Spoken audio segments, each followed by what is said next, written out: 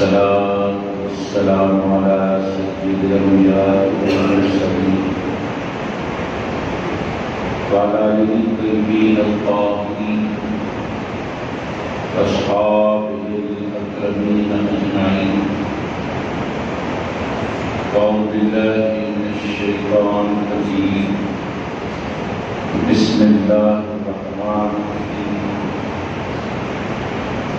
والذين معه صدق الله مولانا العظيم وصدق رسوله النبي الأمين الكريم ونحن على ذلك لمن الشاهدين والشاكرين. إن الله وملائكته يصلون على النبي يا أيها الذين آمنوا صلوا عليه وسلموا تسليما. اللهم صل على سيدنا شفيعنا ومولانا محمد وعلى آل سيدنا شفيعنا ومولانا محمد وبارك وسلم صلاة وسلاما عليك يا رسول الله. اللہ تبارک و تعالیٰ کا فضل و کرم ہے کہ اس نے ہمیں عطائے نامدار مدنی تاجدار تو عالم کے مالک و مختار گلشن ہستی کے ولی فصل بہار سید عالم نور مجسم راحت آدم و بنی آدم سیدنا محمد مصطفیٰ احمد مصطفیٰ صلی اللہ علیہ وآلہ وصحبہ وسلم کی امت میں پیدا فرمایا. ہم اور آپ ارحم الراحمین کی بارگاہ میں جمع ہیں. دعا کرتے ہیں پروردگار ہمارے عبادات کو اپنے حبیب علیہ الصلاۃ والتسلیم کے طفیل شرف قبولیت عطا فرما. آج کا ہمارا عنوان ہے حضرت عمر فاروق رضی اللہ تعالیٰ عنہ کی ذات گرامی، آپ کی حیات مبارکہ اور آپ کے اسلامی سلطنت قائم کرنے کے لیے کاوشیں اور آپ کے اسلامی خدمات، آپ کا حب رسول، آپ کا حب آل رسول اور آپ کا اطاعت رسول صلی اللہ علیہ وسلم. گزشتہ آپ لوگوں نے حضرت عثمان غنی رضی اللہ تعالیٰ عنہ کے بارے میں سنا. آج حضرت فاروق اعظم رضی اللہ تعالیٰ عنہ کے بارے میں ہم کہنے سننے کی سعادتیں حاصل کریں گے، کیونکہ 18 ذی الحجہ حضرت عثمان غنی رضی اللہ تعالیٰ عنہ کی شہادت کی تاریخ ہے، اور اسی ذی الحجہ کے مہینے کی آخر تاریخوں میں حضرت فاروق اعظم رضی اللہ تعالیٰ عنہ پر وار ہوا اور 1 محرم کو آپ کی شہادت ہوئی، آپ کی روح پرواز ہوئی. ہمیں چاہیے خلفائے راشدین کے بارے میں معلومات حاصل کریں. بالخصوص سرپرستوں پر یہ ذمہ داری ہے کہ وہ اپنے ماتحتین کو خلفائے راشدین کے بارے میں معلومات فراہم کریں، کیونکہ اگر معلومات فراہم نہیں کرتے تو پھر گمراہ ہونے کا ڈر ہے. گمراہ ہونے کا ڈر ہے کیونکہ اس دنیا میں مختلف خیالات کے لوگ رہتے ہیں، مختلف عقائد و نظریات کے لوگ رہتے ہیں. کون کب ہمارے ماتحتین کو پکڑ لیتا ہے پتہ نہیں، کب کون کیا سکھا دیتا ہے پتہ نہیں. لہذا جو حق بات ہے وہ اپنے اپنے ماتحتین کو بتا دینا ہمارا اولین فریضہ ہے۔ اگر ہم ماں باپ ہیں اپنی اولاد کو خلفائے راشدین کے بارے میں بتائیں، اگر ہم استاذ ہیں تو اپنے شاگردوں کو خلفائے راشدین کے بارے میں بتائیں، اگر ہم پیر ہیں تو اپنے مریدین کو خلفائے راشدین کے بارے میں بتائیں کہ آخر خلفائے راشدین کا مرتبہ کیا ہے، خلفائے راشدین کے کارنامے کیا ہیں، خلفائے راشدین کے بارے میں ہم کو کیا نظریہ رکھنا ہے۔ یہ ساری باتیں اپنے ماتحتین کو بتانا ہمارا اولین فریضہ ہے۔ اگر ہم اپنی اولاد کو اچھا کھلاتے ہیں، اچھا پلاتے ہیں، اچھا پہناتے ہیں اور دنیاوی علوم اچھے اسکولز اور کالجز میں دلاتے ہیں تو یہ ہماری ذمہ داری ختم نہیں ہو جاتی۔ ہماری پہلی ذمہ داری یہ ہے کہ ہم اپنے بچوں کو اپنا عقیدہ سکھائیں، اہل سنت والجماعت کے عقائد سے واقف کریں، اہل سنت والجماعت کے نظریات سے واقف کریں، سرور کائنات صلی اللہ علیہ وآلہ وسلم کی محبت ان کے دلوں میں پیدا کریں۔ آپ کو حدیث شریف سننے کو ملی ہوگی، اکثر آپ نے وہ حدیث پاک سنی ہوگی کہ آقائے نامدار صلی اللہ علیہ وآلہ وسلم کی حدیث پاک ہے، اس میں آیا ہے کہ اپنی اولاد کو 3 باتوں کی تعلیم دیا کرو، اپنی اولاد کو 3 باتیں سکھاؤ، 3 چیزوں کی تعلیم دو۔ نمبر 1 نبی کی محبت سکھاؤ، نمبر 1 پر نبی کی محبت ان کے دلوں میں پیدا کرو، نمبر 2 آل نبی کی محبت ان کے دلوں میں پیدا کرو، اور نمبر 3 قرآن پاک کی انہیں تعلیم دیا کرو۔ نبی کی محبت ان کے دل میں ڈالو، آل نبی کی محبت ان کے دل میں ڈالو، قرآن پاک کی تلاوت اور قرآن پاک انہیں سمجھاؤ، قرآن کی انہیں تعلیم دو۔ یہ اپنی اولاد کو دینا ہے، ماں باپ کی ذمہ داری ہے اور اولین ذمہ داری ہے۔ اگر آپ نے سب کچھ اپنی اولاد کے لیے کر لیا اور یہ چیز اگر اپنی اولاد کو آپ نہیں دیتے ہیں تو اپنی اولاد کے ساتھ بہت بڑا آپ خیانت کا کام کرتے ہیں، ان کے ساتھ بہت ناانصافی کا کام کرتے ہیں۔ اگر آپ دیگر چیزیں نہ بھی دیں اور یہ دے دیں تو سمجھو کہ آپ نے سب کچھ دے دیا۔ تو ان کو سچا عقیدہ دینا، ان کو خلفائے راشدین کے بارے میں بتانا، ورنہ وہ گمراہ ہو جائیں گے تو اس کا وبال آپ پر پڑے گا۔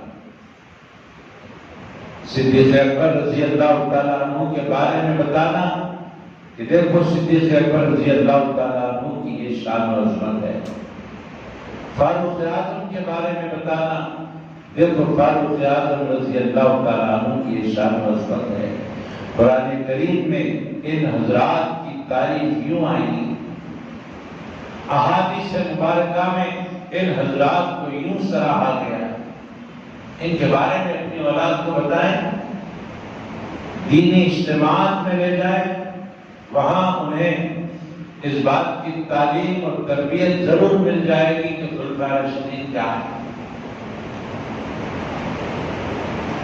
سرور کائنات صلی اللہ علیہ وآلہ وسلم کی صحبت میں رہنے والے صحابہ کرام اور ان میں خاص طور پر جن کے مقامات بلند و برتر ہیں وہ خلفائے راشدین، سرکار کی صحبت میں رہنے والے۔ آپ تھوڑی دیر کے لیے عطر کی دکان میں جا کر بیٹھ جائیں، آپ اپنے کپڑوں کو عطر نہ بھی لگائیں، جب آپ دکان سے باہر نکلیں گے تو آپ کے کپڑوں میں خوشبو مہکے گی۔ معلوم کیا ہوا؟ تھوڑی دیر عطر کی دکان میں بیٹھ گئے، تھوڑی دیر عطر کے قریب بیٹھ گئے تو وہ عطر کے خوشبو کے اثرات آپ کے کپڑوں میں آ گئے، تھوڑی دیر کی صحبت نے آپ کو خوشبودار بنا دیا۔ اب اندازہ کرو، تھوڑی دیر عطر کی دکان میں بیٹھتے ہیں تو ہمارے کپڑے خوشبو سے مہک اٹھتے ہیں، تو پھر سرور کائنات کی صحبت میں جو صحابہ کرام بیٹھے ہیں، عطر کی دکان میں خوشبو ملتی ہے، تو سرکار کی صحبت میں صحابہ کو کیا کیا ملا ہوگا؟ اندازہ کریں کیا کیا ملا ہوگا۔ معرفت حق ملی ہوگی، اطمینان قلب ملا ہوگا، زندگی گزارنے کا ڈھنگ ملا ہوگا، آخرت سنوارنے کا سلیقہ ملا ہوگا، کیا کیا ملا ہوگا۔ معرفت الہیہ ملی ہوگی، حق کی پہچان ملی ہوگی، آقا دو جہاں صلی اللہ علیہ وآلہ وسلم کی پیاری صورت دیکھنے والے صحابہ کرام کو کیا کیا ملا ہوگا۔ دینے والا خدا جانے، لینے والے صحابہ جانے۔ صدیق اکبر رضی اللہ تعالیٰ عنہ کا کیا مقام ہے؟ خلفائے راشدین پر آپ نظر ڈالیں تو آپ کو اندازہ ہوگا کہ کتنے خوش نصیب لوگ ہیں۔ آپ لوگوں میں سے جو غار ثور کی زیارت کرے ہوں گے، غار ثور جہاں ہجرت کے موقع پر حضور اکرم صلی اللہ علیہ وآلہ وسلم اور آپ کے ساتھ صدیق اکبر رضی اللہ تعالی عنہ تھے۔ سرکار کے ساتھ صدیق اکبر تھے، مکہ معظمہ سے مدینہ طیبہ ہجرت ہو رہی۔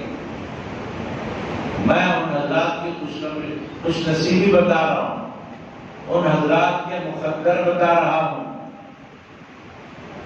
خلفائے راشدین کی جو آقا دو جہاں صلی اللہ علیہ وآلہ وسلم کے نگرانی میں جو تربیت ہوئی ہے وہ بتا رہا ہوں، ان کے نصیب بتا رہا ہوں کہ مکے سے مدینہ ہجرت کر رہے ہیں اور سرکار علیہ الصلوۃ والسلام کے ساتھ صدیق اکبر رضی اللہ تعالیٰ عنہ۔ جب غار میں قیام کیا، غار ثور میں، تو آپ لوگوں میں سے جو گئے ہیں وہ دیکھے ہوں گے غار ثور کتنا ہے۔ 2 آدمی بیٹھ سکتے ہیں بس، اتنے ہی غار، اور اتنے غار میں 2 آدمی بیٹھے، کتنے دن؟ 3 دن تک بیٹھے۔ اب 3 دن تک کیا کیا ہوگا؟ باہر تو نکلنا ہے نہیں، کیونکہ باہر نکلیں گے تو کفار و مشرکین دیکھ لیں گے کہ یہ حضرات جا رہے ہیں مکہ چھوڑ کر مدینہ، اور وہاں اعلان ہو چکا ہے کہ اگر کوئی محمد صلی اللہ علیہ وآلہ وسلم کو گرفتار کر کے لائے گا تو اس کو 100 سرخ اونٹ انعام ملیں گے۔ اعلان ہو چکا ہے کہ جو حضور کو گرفتار کر کے لائے گا اس کو انعام دیا جائے گا، اور انعام میں 100 سرخ اونٹ دیے جائیں گے۔ اب ہر کوئی سرکار علیہ السلام کی تلاش میں نکلا ہوگا، اب کسی کو نظر آنا نہیں ہے، چھپنا ایسا ہے کہ کوئی نہ دیکھے، کوئی دیکھنے نہ پائے۔ تو غار ثور میں دونوں بیٹھے ہوئے ہیں، تو 3 دن تک کیا کیا ہوگا؟ غور کریں تو ہر ایک کے بات سمجھ میں آ جائے گی۔ یہ تو صدیق اکبر کے نصیب تھے کہ 3 دن تک کچھ اور کام نہیں ہوا، سرکار صدیق کو دیکھ رہے ہیں، صدیق سرکار کو دیکھ رہا ہے، پیر مرید کو دیکھ رہا ہے، مرید پیر کو دیکھ رہا ہے۔ بس ایک دوسرے کی دید ہو رہی ہے۔ دید کیا ہو رہی ہے؟ 3 دن تک عید ہو رہی ہے۔ کیا نصیب ہے صدیق اکبر رضی اللہ عنہ۔ ہم جس مسجد میں بیٹھے ہیں، اس مسجد کا نام مسجد فاروق اعظم۔ فاروق اعظم رضی اللہ عنہ کی شان و عظمت کیا ہے؟ خلفائے راشدین پر نظر کریں تو جب ان کے بارے میں کہنے والا کہتا رہتا ہے، سننے والے سنتے رہتے ہیں، کہنے والے کو کہنے میں مزہ آتا ہے، سننے والے کو سننے میں مزہ آتا ہے، لکھنے والے کو لکھنے میں مزہ آتا ہے، پڑھنے والے کو پڑھنے میں مزہ آتا ہے۔ یہ سرکار کے اتنے قریبی لوگ ہیں، اتنے قریبی لوگ ہیں، اتنے قریبی لوگ ہیں کہ جب تک سرکار اس زمین پر رہے یہ سرکار کے قریب رہے، اور جب سرکار مزار میں چلے گئے تو یہ دونوں بھی سرکار کے پہلو میں مزار میں آئے۔ آج مدینہ پاک گنبد خضرا کے سائے میں یہ دونوں حضرات سرکار کے پہلو میں دفن ہیں۔ کیا نصیب ہے۔ ایک بار مسجد نبوی شریف میں سرکار علیہ السلام تشریف لا رہے ہیں، ایک طرف صدیق اکبر ہیں، ایک طرف فاروق اعظم ہیں، بیچ میں سرکار ہیں، اور مسجد نبوی شریف میں تشریف آوری ہوئی، صحابہ کرام کی جماعت مسجد میں بیٹھی ہوئی تھی۔ دیکھ کر صحابہ بڑے خوش ہوئے کہ کیا منظر ہے، بیچ میں آفتاب رسالت ہے اور ادھر ایک مہتاب ہے، ادھر ایک مہتاب ہے۔ دیکھ کر بڑے خوش ہوئے صحابہ کرام۔ سرکار نے صحابہ کا خوش ہونا دیکھا اور ارشاد فرمایا، اے صحابہ یوں ہی خوش ہوتے رہو، یاد رکھو جب قیامت کا دن ہوگا تو قیامت کے میدان میں بھی ہم اسی طرح آئیں گے، وہاں بھی ہم اسی طرح آئیں گے کہ بیچ میں میں رہوں گا، ایک طرف صدیق رہیں گے، ایک طرف فاروق رہیں گے۔ فاروق اعظم رضی اللہ عنہ کا بڑا مرتبہ ہے جی۔ آپ کا نام عمر، آپ کے والد کا نام خطاب، آپ کی والدہ کا نام خطمہ۔ سرکار دو عالم صلی اللہ علیہ وآلہ وسلم کے دنیا میں پیدا ہونے کے 13 سال کے بعد حضرت عمر فاروق رضی اللہ تعالیٰ عنہ پیدا ہوئے۔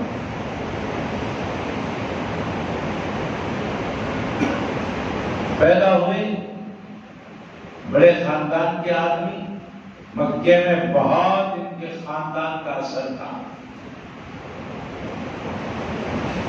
لوگوں کے بیچ یہ تصریح کیا کرتے، بچپن کے زمانے میں پڑھنا لکھنا سیکھ لیا، اور جب تھوڑا بڑے ہوئے پڑھائی لکھائی کے بعد تجارت کے میدان میں آئے۔ عرب میں زیادہ تر تجارت ہی ہوا کرتی، تجارت کے میدان میں آئے، اور جب عمر بڑھی، ادھر سرکار دو عالم صلی اللہ علیہ وآلہ وسلم 40 برس کے ہوئے، اللہ نے اجازت دی کہ اے محبوب صلی اللہ علیہ وآلہ وسلم آپ اب اسلام کو الگ اعلان لوگوں کے سامنے پیش کیجیے۔ الگ اعلان اسلام کی تبلیغ کی اجازت اللہ سے مل گئی۔ سرور کائنات صلی اللہ علیہ وآلہ وسلم نے الگ اعلان اسلام کا اعلان کرنا، ایک کے بعد دیگر لوگ مسلمان ہوتے گئے۔ جیسے جیسے لوگ مسلمان ہوتے، حضرت عمر فاروق رضی اللہ تعالیٰ عنہ کو اطلاع ملتی کہ فلاں مسلمان ہو گیا، فلاں مسلمان ہو گیا، فلاں مسلمان ہو گیا، تو حضرت عمر رضی اللہ عنہ کو عجیب معلوم ہوتا، یہ لوگ اپنا مذہب کیوں بدل رہے ہیں؟ لوگ یہ بت پرستی چھوڑ کر ایک اللہ کو کیوں مان رہے ہیں؟ یہ بات ہرگز حضرت عمر رضی اللہ عنہ کو پسند نہیں تھی اسلام لانے سے قبل۔ جب کوئی مسلمان ہوتا تو آپ کو بڑا غصہ آیا کرتا، اپنی جان پہچان کے لوگوں میں اگر کوئی مسلمان ہو جاتا تو اسے مارتے پیٹتے، اتنا مارتے کہ مار مار کے خود تھک جاتے۔ آپ کی ایک کنیزہ تھی، وہ بھی مسلمان ہو چکی تھی، اس کو بھی آپ نے بہت مارا، اتنا مارا کہ مار کے تھک گئے۔ ہوتے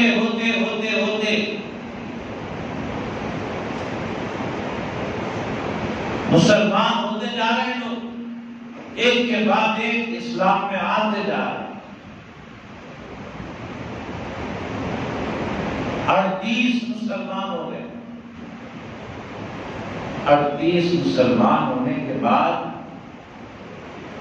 حضرت امیر حمزہ کے مسلمان ہونے کا وقت آیا۔ 39ویں مسلمان حضرت امیر حمزہ۔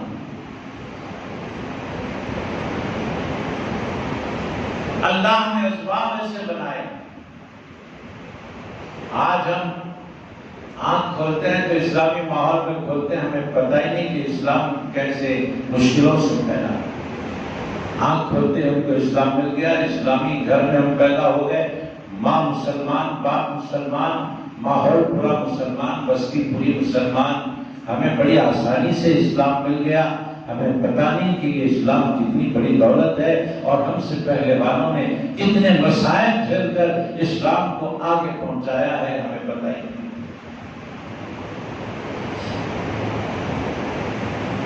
حضرت امیر حمزہ رضی اللہ عنہ کے مسلمان ہونے کے اسباب یوں بنے۔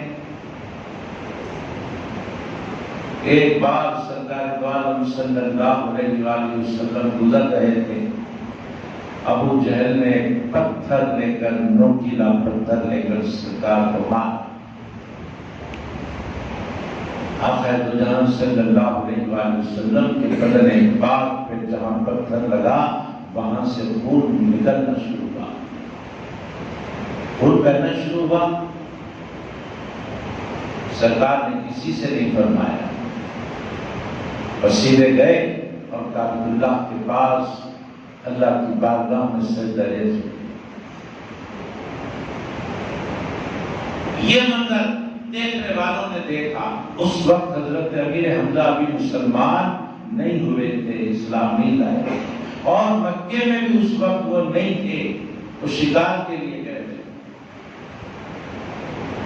جب شکار سے واپس ہوئے تو دو عورتوں کو آپس میں یہ کہتا سنتا دیکھا، سنا کہ وہ دونوں عورتیں آپس میں بول رہی تھی کہ محمد کو عمر بن حشام، یعنی ابو جہل کا نام ہے، ابو جہل نے محمد کو بہت اذیت دی ہے، ایسے وقت میں اگر ان کے چچا حمزہ ہوتے تو یقیناً اس کا جواب دیتے۔ یہ آپس میں دونوں باتیں کر رہی تھی، آپ نے سن لیا اور کہا کہ کیا بات ہے؟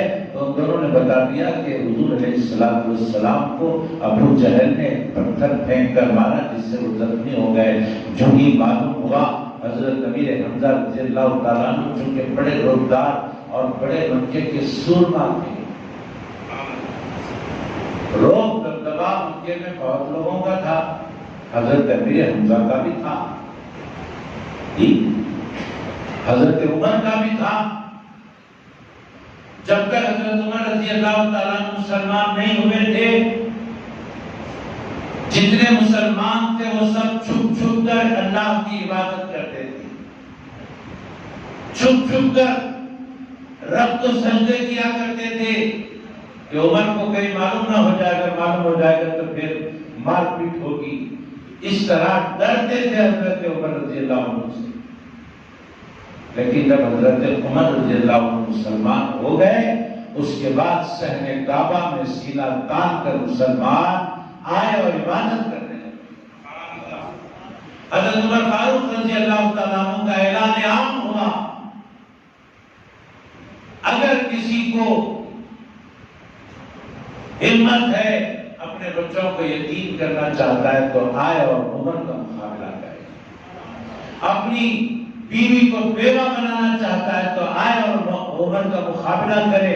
اب عمر مسلمان ہو چکا ہے، اب مسلمانوں کو صحن کعبہ میں عبادت سے کوئی روک نہیں سکتا، اگر کوئی روکنے آئے گا تو عمر اس کی گردن اڑا دے گا۔ یہ عالم کا سورما تھے، ابو جہل کا بھی بڑا دبدبا تھا، حضرت ابو طالب بھی بڑے رئیس تھے مکے کے، لوگ بڑے مانتے تھے ان کو۔ اگر بارش نہیں ہوتی تو پورا مکہ حضرت ابو طالب کے پاس آتا اور کہتا کہ اے ابو طالب اللہ سے دعا کرو کہ بارش ہو جائے۔ آپ دعا کرتے اور بارش ہوتی۔ مجھے تفصیلات میں جانا نہیں ہے. ابھی سرکار 12 سال کے تھے، پرانی بات کر رہا ہوں. ایسے ہی آئے، ابو طالب کے پاس کی بارش نہیں ہو رہی. میں بتا رہا ہوں کہ کتنا اثر والے لوگ تھے. تو سب ابو طالب کے پاس آئے اور کہا کہ بارش نہیں ہو رہی. ابو طالب کون؟ سرکار کے چچا. ابو طالب کون؟ جنہوں نے زبان سے کلمہ شہادت نہیں پڑھا، دل سے اسلام کو قبول کر لیا. دل سے اسلام قبول کیا. کیوں؟ وقت کا تقاضا تھا. یہ بات یاد رکھیں، وقت کا تقاضا تھا. دل سے اسلام قبول کر لیا، زبان سے اقرار نہیں کیا. اگر حالات اقرار کرنے کے ہوتے تو ضرور کرتے. اپنی جان بچانے کے لیے اقرار سے رکے نہیں، سرکار کی جان بچانے کے لیے اقرار سے رکی. کہ اگر میں کلمہ پڑھ دوں گا تو یہ مکے والے میرے بھتیجے کو اسلام پھیلانے نہیں دیں گے. سرکار کے تحفظ کے لیے آپ نے کلمہ شہادت کا اقرار نہیں کیا. یہ بات اپنی گٹی میں بٹھا لیجیے. مکہ آیا، پورا گیا ابو طالب پانی. حضرت ابو طالب نے کیا کیا؟ اپنے بھتیجے، ابھی 12 سال کے ہیں سرکار، میں تھوڑا پیچھے پلٹ گیا، کہا بھتیجے چلو پانی کا انتظام کریں. سیدھا آئے کعبۃ اللہ کے پاس. ہمارے سرکار ابھی کم سن ہیں، کم عمر ہیں، کعبے کی طرف پش کر کے ٹھہر گئے. اب سارے مکے والے ابو طالب سے کہہ رہے ہیں دعا کرو کہ بارش ہو جائے. حضرت ابو طالب سرکار سے بول رہے ہیں بیٹا بارش کے لیے دعا کرو. ہمارے سرکار نے لب نہیں ہلائے، ہمارے سرکار نے زبان نہیں ہلائی، ہمارے سرکار نے دعا کے لیے ہاتھ نہیں اٹھائے، بلکہ آقا نے کیا کیا؟ ابو طالب کے کہنے پر اپنی انگلی کا اشارہ کیا. جدھر جدھر اشارہ ہوتا ادھر ادھر سے بادل اور بارش. یہ بڑے اثر والے لوگ تھے. امیر حمزہ کو معلوم ہوا کہ سرکار کو ابو جہل نے مارا ہے تو فوراً اس کی تلاش کرتے ہوئے گئے اور ہاتھ میں ان کے راڈ تھا. اس راڈ سے ابو جہل کے سر پر ایسا مارا کہ سر ٹوٹ گیا.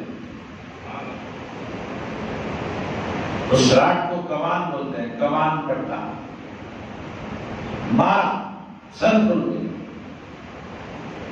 اب خوشی خوشی حضور کے پاس آتے ہیں. سرکار علیہ الصلوۃ والسلام کعبۃ اللہ کے پاس سجدہ ریز ہیں. آ کر آواز دیتے ہیں یا محمد صلی اللہ علیہ وسلم. سرکار پلٹ کر دیکھتے ہیں چچا جان کیا بات ہے؟ تو فرمایا بیٹا میں نے تمہارا بدلہ ابو جہل سے لے لیا. تمہارا بدلہ اس نے مارا تھا نا، اس کا بدلہ میں نے لے لیا. تم خوش ہو؟ کہنے لگے ہمارے سرکار چچا جان مجھے کوئی خوشی نہیں ہوئی کہ آپ نے میرا بدلہ لیا. امیر حمزہ پوچھتے ہیں پھر تمہاری خوشی کس میں ہے؟ کہنے لگے میری خوشی اس میں ہے کہ تم کلمہ شہادت پڑھ لو، مسلمان ہو جاؤ، میں اس میں خوش ہوں. اسی وقت حضرت امیر حمزہ رضی اللہ عنہ کلمہ شہادت پڑھ کر مسلمان ہوئے. بڑے بڑے لوگ ہیں مکے کی. 39ویں مسلمان حضرت امیر حمزہ.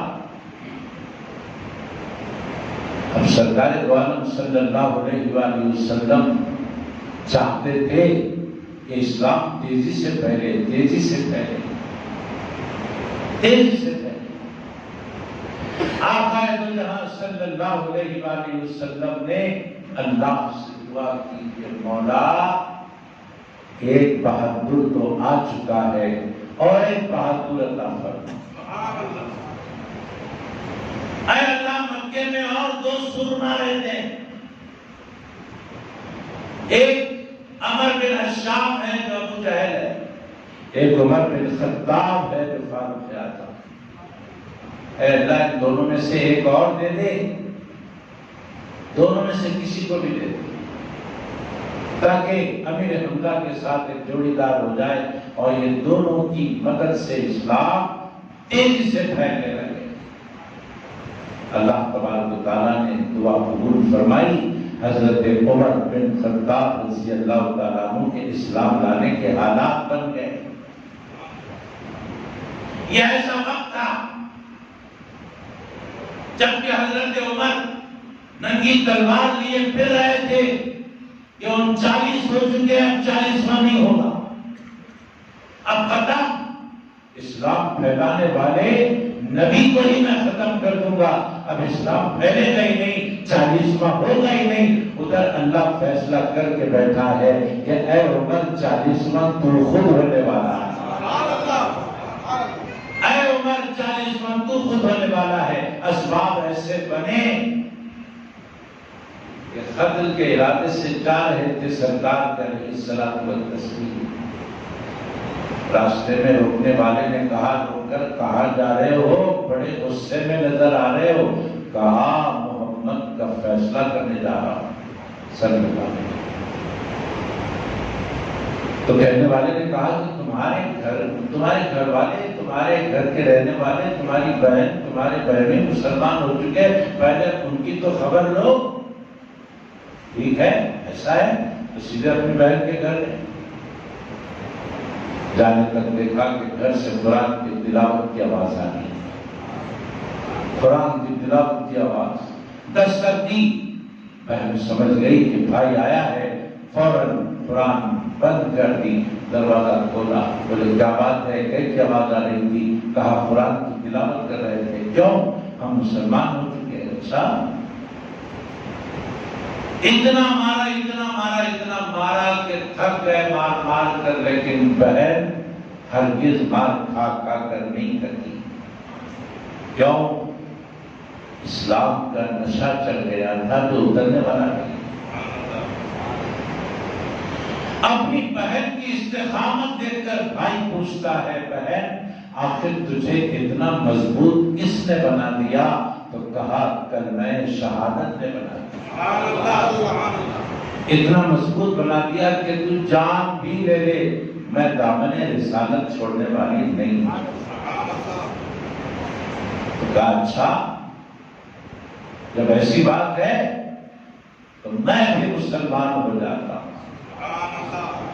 اس وقت ہمارے نبی علیہ السلام دار ارقم میں تشریف فرما تھے، وہاں صحابہ کرام بھی ساتھ تھے، حضرت امیر حمزہ بھی ساتھ تھے، وہاں جاتے ہیں حضرت عمر رضی اللہ تعالیٰ عنہ مسلمان ہونے کے لیے سرکار کی خدمت میں پہنچتے ہیں، صحابہ کرام دور سے دیکھتے ہیں کہ عمر آ رہے ہیں، ان کے ہاتھ میں تلوار ہے، ان کی آنکھیں لال ہے، نہ جانے کیا کر بیٹھے صحابہ یہ سوچ رہے ہیں۔ صحابہ کی حالت امیر حمزہ نے دیکھی، کہا اے ساتھیوں پریشان نہ ہو، اگر عمر اچھی نیت سے آ رہا ہے تو ہم اس کا استقبال کریں گے، اگر وہ بری نیت سے آ رہا ہے تو اسی کی تلوار سے اس کی گردن مار دی جائے گی۔ لیکن حضرت عمر تو آئے، جو ہی سرکار نے دیکھا حضرت عمر کو، سرکار کھڑے ہو گئے اور فرمایا عمر کیسے آنا ہوا؟ حضرت عمر نے عرض کی آپ کے قدموں میں جگہ مانگنے آیا۔ سرکار نے مسلمان کر دیا، 40ویں مسلمان ہو گئے۔ اسلام کی اتنی بڑی خدمت کی کہ آپ کے دور میں دنیا کا بیشتر حصہ فتح ہو گیا۔ اللہ نے وہ قدرت آپ کو دی کہ آج کا حاکم، کسی بھی ملک کا حاکم لے لیجیے، لوگوں کے سروں پر حکومت کرتا ہے۔ فاروق اعظم نے لوگوں کے دلوں پر حکومت کی۔ فاروق اعظم کا حکم لوگوں کے اجسام پر بھی چلتا تھا، لوگوں کے خلوق پر بھی چلتا تھا، فاروق اعظم کا حکم ہوا پر بھی چلتا تھا، فاروق اعظم کا حکم زمین پر بھی چلتا تھا، فاروق اعظم کا حکم پانی پر بھی چلتا تھا۔ ایسا خلیفہ اس دنیا نے نہ دیکھا ہے نہ دیکھے۔ مدینے میں زلزلہ آیا، حضرت عمر رضی اللہ تعالیٰ عنہ نے زمین سے مخاطب ہو کر کہا، اے زمین تھم جا، اے زمین رک جا، کیوں متزلزل ہو رہی ہے؟ کیا میں تجھ پہ انصاف نہیں کر رہا؟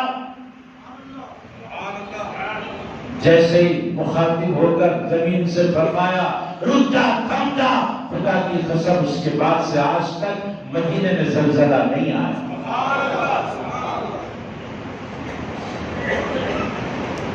ہر سال مصر کی دریا اس وقت بہا کرتی تھی جب ایک جان بھیٹ میں دیا کرتی، ایک جان کو ذبح کرتے تھے، ایک انسان کو ذبح کرتے تھے، تب وہ دریائے نیل چلا کرتی تھی۔ یہ وہاں کا رواج بنا۔